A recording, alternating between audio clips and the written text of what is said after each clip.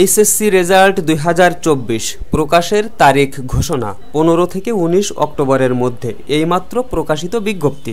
তো প্রিয় শিক্ষার্থী বন্ধুরা, আপনারা যারা 2024 সালের এইচএসসি পরীক্ষায় অংশগ্রহণ করেছেন তাদের রেজাল্ট প্রকাশের বিষয়ে কিন্তু একটি সংবাদ প্রকাশ করা হয়েছে। তো সেই সংবাদটি আমরা এখন দেখব। তো আমরা চলে আসলাম দ্য ডেইলি ক্যাম্পাস ওয়েবসাইটে। তো এখানে বলা হচ্ছে এইচএসসির ফল প্রকাশের তারিখ নির্ধারণ। তো বিস্তারিত যেটি বলা হচ্ছে সেটি হলো, চলতি বছরের এইচএসসি ও সমমান পরীক্ষার ফল আগামী 15 থেকে 19 অক্টোবরের মধ্যে প্রকাশ করা হতে পারে। এ সংক্রান্ত একটি প্রস্তাব শিক্ষা মন্ত্রণালয়ে পাঠানো হয়েছে। মন্ত্রণালয়ের অনুমোদন পাওয়ার পর তারিখ চূড়ান্ত করা হবে। রোববার আন্তঃশিক্ষা বোর্ড সমন্বয় কমিটির এক সদস্য দ্য ডেইলি ক্যাম্পাসকে এ তথ্য জানিয়েছেন। নাম প্রকাশ না করার শর্তে তিনি বলেন, আমরা 15 থেকে 19 অক্টোবরের মধ্যে ফল প্রকাশের অনুমতি চেয়েছি।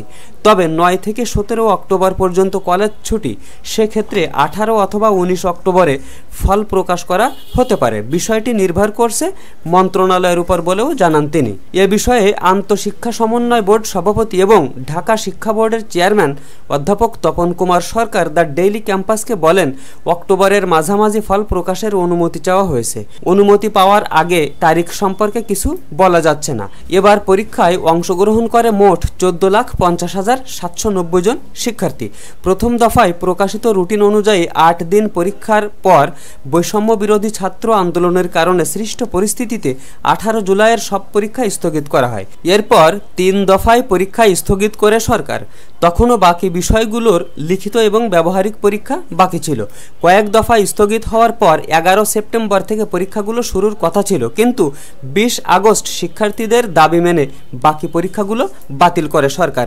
তো প্রিয় শিক্ষার্থী বন্ধুরা, এখানে কিন্তু বলা হচ্ছে যে 15 থেকে 19 অক্টোবর 2024-এর মধ্যে এইচএসসি পরীক্ষা 2024-এর রেজাল্ট কিন্তু প্রকাশ হওয়ার অনেক সম্ভাবনা রয়েছে।